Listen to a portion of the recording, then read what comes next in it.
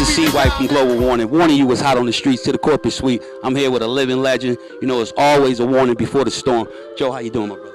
I'm good, man. I'm happy to be here, man. That's right. Yo, you've been dropping albums after albums after albums. As far as I know, you got 9 albums now. And you got one coming out on this year. June 29th, we got the album The Dark Side out. New single with Young Jeezy, the second single with Trey Songz. We just getting it in. We trying to make good music for the people. That's it. I've been following you for a long time, Joe. Tell people what make you so relevant for all these years.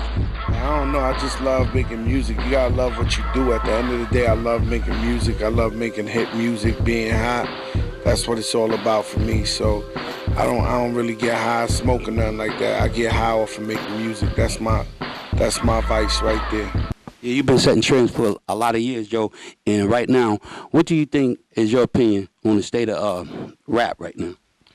Well, you know, I love hip-hop, man. No matter what people do, it could be Dirty South, West Coast, East Coast. I love hip-hop music. You know, every now and then you get a good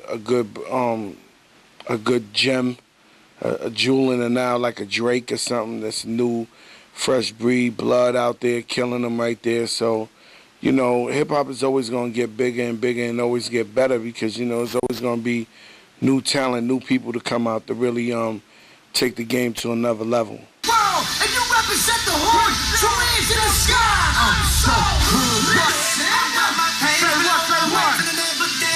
Say what? Say what? I'm so cool. And I got these goals. Say what? Say what? If you get close to my house, then you know what I'm talking about. I'm out the hood. And you just put them up, put them up, put them up.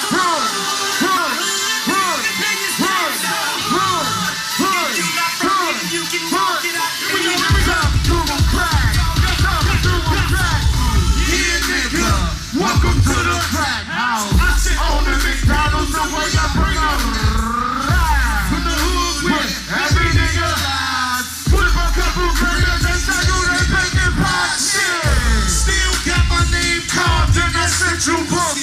Gave that pussy a scar and told her good looking. Oh, you's a crack baby. Let me tell I'm a baby. And you can't even blame me. That's what the hood made me. You had a long career, Joe. What would you say was your best moment in your career? Well, the best I could break it down in like a couple of ways. Well, my favorite song I ever did was New York, New York, collaborating with Ja Rule and Jadakiss. It gave like New York this whole sense of pride, and it was crazy. You know, I love that, and also just my contribution with bringing Big Pun to the game. You know, I feel like the top 5 rappers ever, and for Latinos, a god, an icon. So the fact that I introduced the people to him, you know, that's a major accomplishment for me, bro. And I knew for a lot of years you wouldn't get on an airplane, you wouldn't fly for nothing, you wouldn't even go home and rock it. But I know at some point in time you broke that ice, you got on the airplane. I had to get that money, you know what I'm saying? There was a lot of money all over waiting for me, you know. There was a lot of, you know, places just waiting. You know, it was money there waiting for me. It was just like, imagine you seen bundles of money just sleeping there for me. And so I was just like, they want to pay me? You know what I'm saying? So, you know, I had to get up on that plane, you know, but it's all love. And you're a well-rounded businessman, and I know you're into acting. What's the difference between acting and live performance? Well, for me, the most favorite thing, you know, for me is performing live, man, and seeing the people. You know, I always get, whenever I have a great show, I reflect back to the little kid, 12 years old, writing rhymes in my projects in the Bronx, you know, overnight. You know, my moms and pops used to scream at me all night to stop doing that, and so whenever I see, you know, the crowd singing my words and loving my music, you know, I always get a flashback of that while I'm on stage, and can't believe that I come from nothing and became something, and that people actually love my music, so it's a special feeling. You know, I came out just an underground gangster rapper, which I love to do, and then when Big Pun passed, you know, he was getting all that money because we went straight for the ladies and all that. So, you know, his shows, he had girls and all the ladies and was getting big bread. So when he passed, I said, you know, I got to keep it going in that level and make some songs for the girls and make some hit records And ever since then, I love the feeling, you know. Before I was making chicks, girls for chicks, you know, it'd be like 1,000 dudes in the crowd.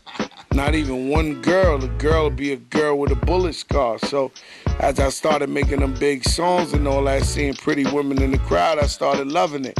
So we just try to balance the two. We taking over.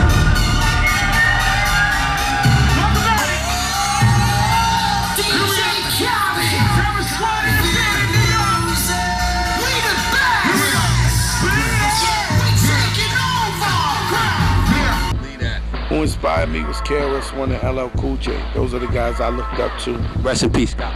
Scott Rock, you know. So it was like, you know, I loved them, but I love a little bit of everybody. I loved Heavy D. I loved Biz Markie.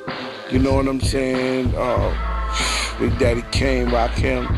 Everybody who was putting it down, like rap's new generation, like it was just everything. I love that era of music, man. It was incredible to me. They were like gods to me. Slick Rick the Ruler, Dougie. You know what I'm saying? It was like gods to me. So, you know, the fact that I'm able to, you know, I don't look at it like that because it's me personally, but you know, I carry on tradition. I salute them and keep making music, but you know, it's ill. Maybe there's some young kid. He gonna be like Fat Joe in the future. It's like, yo, I used to look up to Fat Joe, you know what I'm saying? C. White, Global Warning, Joe Crack, you know what it is.